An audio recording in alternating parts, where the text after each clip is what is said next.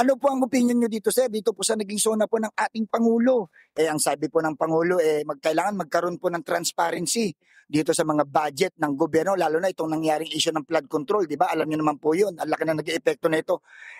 Ang sabi na po ng Pangulo, kailangan magkaroon ng transparency, isa publiko na, at malaman ng taong bayan yung paggasta dito sa mga flood control na to. Ano po ang opinion nyo dito, sir? Ganoon naman talaga dapat para yung mga flood control is kung ano yung nilalabas na budget is nagre-reflect sa resulta kung bagyo. Ayan. So, yung budget is dun ba talaga napunta? So, kapag bumaha pa rin, ano nangyari? Ito napunta. So, maganda yung transparency, at least nakikita ng tao at aware yung mga tao sa mga nilalabas ng gobyerno. So, ang masasabi ko is payag ako. Ayan, cards pa. Pero sir, sa tagal mo nyo bilang kayo kabataan, sir, ngayon nyo lang ba na-experience, na nakita na mismo ang presidente, no? Sa tagal-tagal po ng daming dumaan naging presidente at sa nangyari sa gobyerno natin, ngayon lang po talaga nangyari itong isa sa publiko talaga yung budget ng gobyerno. So, ngayon nyo lang ba narinig yan talaga, sir? Kasi si Marcos galing siya sa issue ng pagnanakaw So, actually, maganda para patunayan niya sa mga tao na mali yung interpretasyon sa kanya. At least,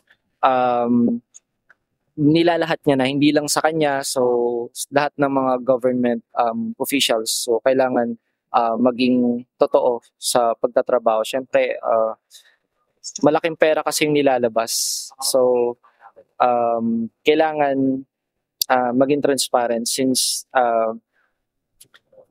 para magtiwala yung tao. Sir, last na lang po. Ano po opinion nyo dito sa insertion po ni Chis Escudero? Dapat din ba pati rin yun isa publiko?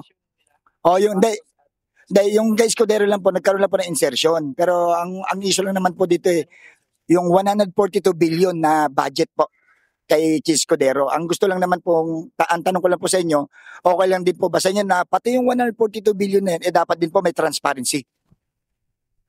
Sorry, hindi ko nakita. Yung 142 billion po kasi may insertion na humingi po ng nagdagdag budget po itong si Chis Escudero. So bilang kayo, sa flood control din po. So sa 142 billion, dapat din po isama rin yan sa transparency na dapat may isa publiko rin po ba? Oo naman, 140 billion yun suggest ko lang, mas maganda sana na unahin yung mga pagdidisiplina sa mga tao. Kasi aanuhin mo yung flood control kung puno ng basura yung loob. So, baliwala sila. So, unahin dapat yung mga tao. Then, saka unahin yung flood control.